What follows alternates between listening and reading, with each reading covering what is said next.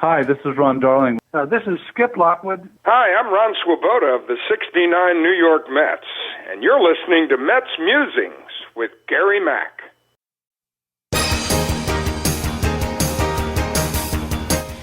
Now it's time for some New York Mets baseball talk.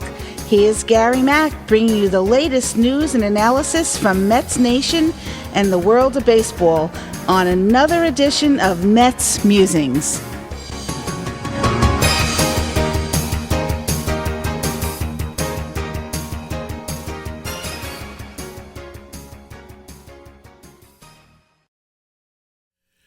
Hello, everyone, and welcome to another edition of MetsMusings. I hope you had a great week out there. Well, break up the Mets. What is this team doing? They are playing sensational baseball, undefeated at home in their first homestand as they go to an 8-3 mark and win 7 in a row up until today's game, which they'll be playing a couple of hours after I get done recording this at 1:10 against the Marlins. That will be the rubber game of the series. But so far at home, they have swept the Toronto Blue Jays in the opening series. Strong pitching, strong hitting by Pete Alonso as they move on through the homestand. Then the Marlins came in, and Kodai Senga pitched the opening against the Marlins. He looked good. 5 scoreless innings. Just terrific pitching by Senga.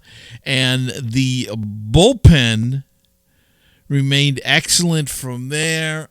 Ryan Stenick came in, did a terrific job, and everything just clicked. Enough hitting to get by. They're still not hitting on all cylinders yet as far as offense, but it's getting there. You can see they have spurts. They have great games, bad games. Then the second game, the Marlins series, was actually moved up 3 hours because of the weather, and it was still brutal. It was freezing weather. It was uncomfortable. Pete Alonso, though, that's why they call him the polar bear. He was suited for that weather. He continued his torrid hitting. He drove in 4 runs in a Mets 10-5 win. Clay Holmes struggled a little bit in the early going, but really found a groove and was sensational the rest of the way. The bullpen faltered a little bit, but not real bad. Not real bad. And the Mets got some, continued to get some great hitting. As I said, Pete Alonso, red hot. It was just Soto continues to hit.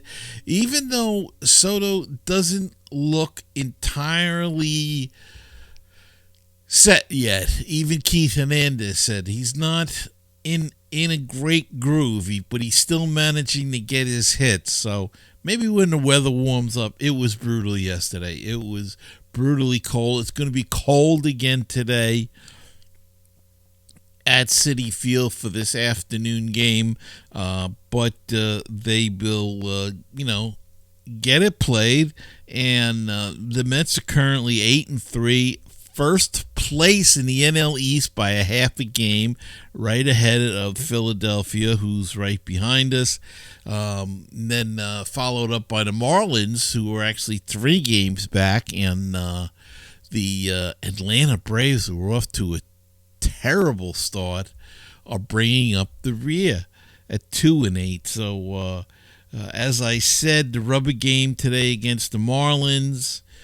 Max Meyer goes for the Fish versus Tyler McGill for the Metsies, and that's a 1:10 start. That should be an interesting game today. Let's hope whether the Mets will be glad, I think, to get out of New York. They are going to be hopping on a plane probably tomorrow, I would guess. There's an off day tomorrow. Maybe they'll leave tonight and get the off day, and they'll be flying out to Sacramento. Yes, Sacramento, to play the Athletics, as they're known this year, they have dropped the Oakland. They are playing their games this season and next season in West Sacramento, California. And they will be moving to Las Vegas, I think, in 2028. So they might have 2 more years, 3 altogether, in Sacramento, in a minor league ballpark, before they finally get to their new home in Las Vegas. So right now they're just going by the moniker of the A's. So they will be playing this weekend series, and the Mets will start on a 13 games in a row, combining both road and home games, but they will not have an off day after tomorrow until I think it's the 24th of April. So they will be busy. It will be interesting to see how the pitching shakes out, as they will play 3 against the Athletics. Then they fly to Minnesota for 3, and then come home to play St. Louis for 4, and then 3 with Philadelphia before their next off day. So a tough stretch here. Luckily, the teams aren't the best teams until they get to the Phillies. All of the other teams have struggled so far this season. So this is the time for the Mets to try to make hay. And to be honest, they've been doing that, playing the Marlins 6 games. And the Blue Jays, though, are a pretty good team. But they handled them very well, as so far, fingers crossed, the pitching and the offense has held up, though they're still not going, as I said, on all cylinders. Alonso has been red hot. Clay Holmes has pitched well. McGill has been excellent. Peterson has been excellent. Cody Sengai's coming around. He was terrific. And the bench has been terrific. Starling Marte's come off and gotten some big hits. Winker's been good. The weak spot that the Mets have had so far, if you want to consider it a weak spot, has been pretty much up the middle, but it's been offensively. Defensively, it's been solid. Hayden Senga had 2 hits in yesterday's game, and been throwing out base runners, so he's been good. Luis Torrens has been out with a bruised arm, so he's been out, and Senga's been playing pretty well. I mean, defensively, he's very good. Offensively, showing some signs of getting a few hits here and there. Center field, Tyrone Taylor, Jose Siri, they've been splitting out there, and it's been a mixed bag offensively. Defensively, it's been terrific. Second base is kind of the weak spot right now. Acuna and Beatty are both struggling. They both got hits yesterday. Both got into the game and both got hits. Offensively, they're struggling. Defensively, it's been solid. Francisco Alvarez and Jeff McNeil are both took batting practice on the field Tuesday, and it's the first time since suffering their respective injuries. Manager Carlos Mendoza said soon after that Alvarez and McNeil are getting set for rehab assignments. Now, McNeil is slightly ahead, so it looks like he might go start tonight even with his assignment in Florida, and it looks like Alvarez could start this weekend in his assignment. So both players are getting close to coming back. And that will be a big boost to this lineup. And if they can start hitting, oh my goodness, they could get everybody else going. And this is it. It's going to be fun to watch and see what happens from here on in. And in another note, happy belated birthday to Jeff McNeil, who had a birthday yesterday. He turned 33 years old. So happy birthday to Jeff McNeil, 33. Get well. It'll be interesting to see what the Mets do when Alvarez and McNeil both come back. I mean, I guess it's no, depending upon how Torrens is, it will be Senga will probably be sent to Syracuse when Alvarez comes back. The key question will be Acuna or Beatty. Who do you keep? Acuna may be more valuable at this stage because he can play shortstop. However,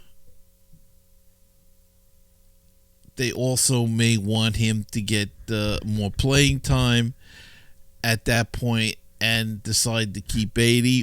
Well, they could send them both down and bring up a guy like Walton to be the backup infielder. It's going to be interesting to see what the decision is, and if one of these guys can grab the gauntlet at this point and start hitting. If one of them can get hot, chances are they would be the one that would stick when McNeil comes back. But as of now, it's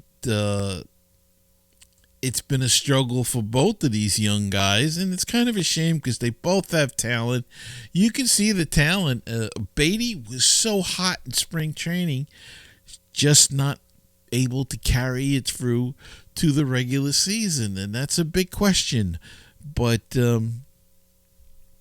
maybe he can get it going once they get out to the West Coast. It's a little warmer. The warmer weather perhaps will help him in that series. Frankie Montas news.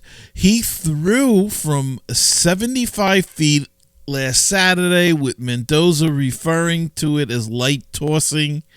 He is still early in his throwing progression, but he's throwing. So that's a start. He will need to ramp up. The whole spring training thing will have to be done with him, and still won't be. Don't expect him back yet, but it is a good sign that he is throwing. Manaea had a setback, so he is not throwing at the time, so he'll have to ramp up again as well. So I wouldn't expect to see either pitcher till June or so. But that could be a good thing. By then, who knows? The Mets could go to a 7-man rotation if they wanted to. Blackburn comes back, could be an 8-man rotation. Who knows? I don't think it will work that way. They will try to keep the guys on regular rest and get an extra day in for Senga when they can.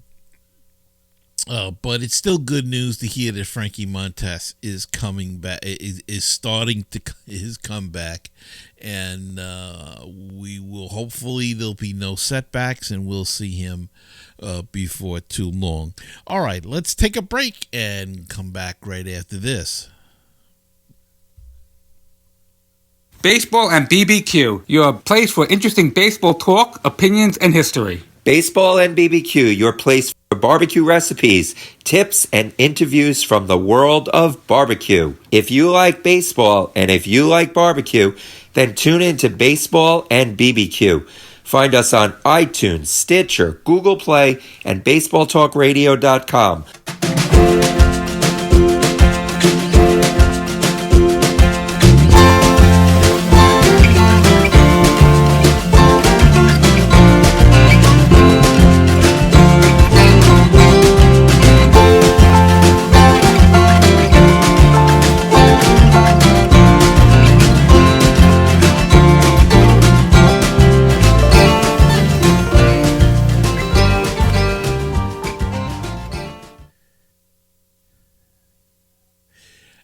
now it's time to go.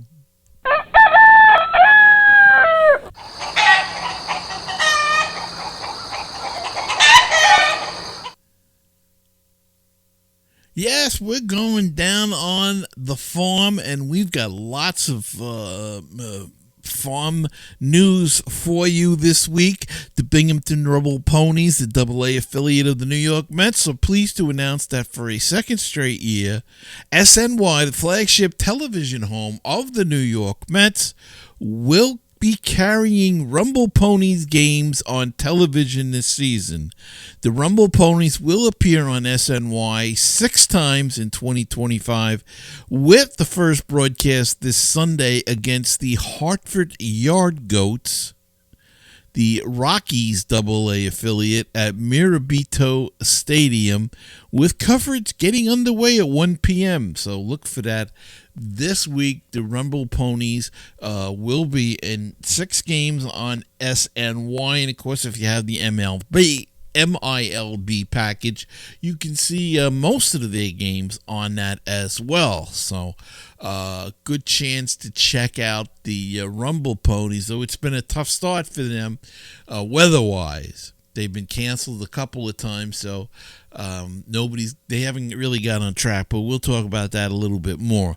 Matt Allen, the young right-hander who was once viewed as the Mets' top pitching prospect, but has been plagued by numerous arm issues over the past couple of seasons, hadn't taken the mound since 2019, worked his way back this offseason. He's finally healthy and ready to roll. He made his first appearance in nearly 6 years on Sunday afternoon with the Single-A St. Lucie Mets, and fared extremely well, allowing just 2 hits while walking 1 and striking out 5 across 2.2 innings.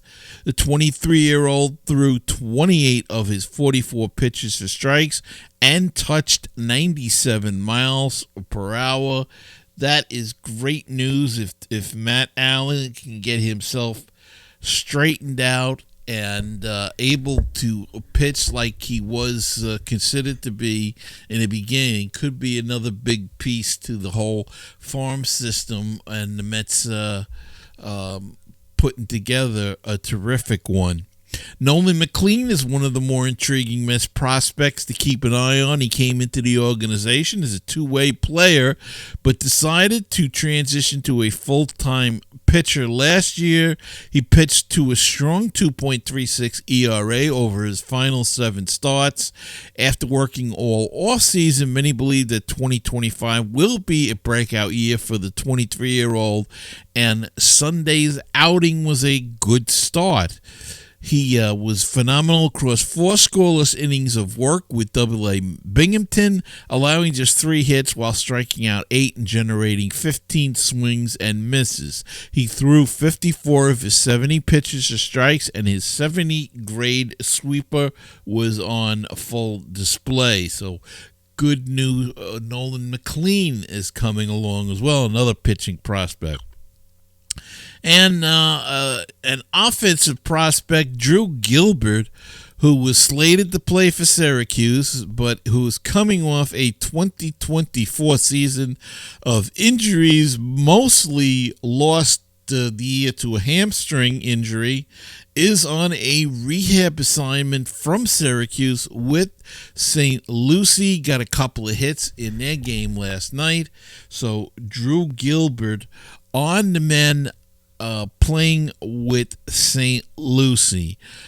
Syracuse is off to a rough start, however. They are 3-6 in 7th place in their division, 4 games back. Binghamton, as we said, has had a rough start weather-wise. They've had 2 or 3 games canceled already due to weather. In fact, their home opener was canceled due to cold and low temperatures, and they will be making that game up. I believe they're playing a doubleheader today.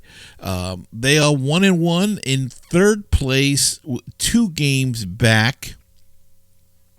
The Brooklyn Cyclones are off to a torrid start. They are 4-0. They are in first place in the Sally League in their division with a 1-game lead. And they have been terrific. And again, they have played in some brutal circumstances. If you've never been to Maimonides Park, it is not, this time of year, it can be cold. It can be real cold. It can be Citi Field cold. When that wind is blowing off of the water, it gets real cold there. And, unlike Citi Field, it's pretty wide open. So there's not a lot of walls or anything to break the wind. So it can get pretty cold. It was pretty cold there last night. And yet they pulled quite a victory out and have been playing against some good teams and playing really good ball. So they've started their season 4-0. They go again tonight against the Hudson Valley Renegades. St. Lucie off to a 1-3 start, and they are in last place, 2 games back in their division. So they're not off to the best start again, but hopefully they'll pick it up. And on a sad note, Octavia Dotel, who pitched parts of 15 Major League seasons with 13 different teams, including the New York Mets, was among more than 50 people killed in a roof collapse at a nightclub in the Dominican Republic early Tuesday. Dotel accomplished quite a bit over his career. He won a World Series ring with the 2011 Cardinals and saved 109 games. His career high was 36 with the Astros and Athletics in 2004, but it was the way he jumped around a league that made him, for a time, the holder of a major league record. Before Edward Jackson tied him in 2018 and then passed him in 2019, Dotel was the only player to suit up for 13 teams. Dotel signed as an amateur free agent out of the Dominican in March of 1993. When he was 19, he became a top prospect in the Mets system, ranking 49th or 45th on Baseball America's list before the 1999 season. On June 26th of that year, Dotel made his debut with the New York at Atlanta, getting the start and taking the loss after allowing 6 earned runs over 4 1/3 innings. It was one of 34 starts Dotel made over his first 3 seasons before finding his true calling as a reliever. And Dotel was 51 years old. So our condolences go out to his family. What a shame. Tony Bianco, another former major league player, was killed also in that roof collapse in the Dominican, as well as I believe the sister of Nelson Cruz. She was also killed. So just a terrible thing to have happened, and our hearts and prayers go out to all those families.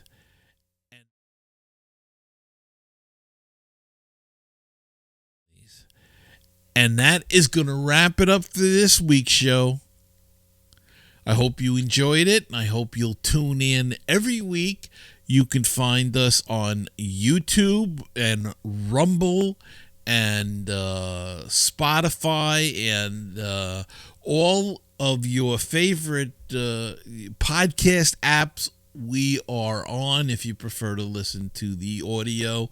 The video, as I said, it's YouTube and Rumble. But the easiest way to find us is just to go to our website, MetsMusings.com. It's all there, and you'll find out all the information right there that you want to find out. And get each show. And please subscribe and follow on a weekly basis. And until next time, until we meet again, remember to keep the faith, stay optimistic, and let's go Mets. And I'm Gary Mack, and I'll see you next time on another edition of Mets Musings.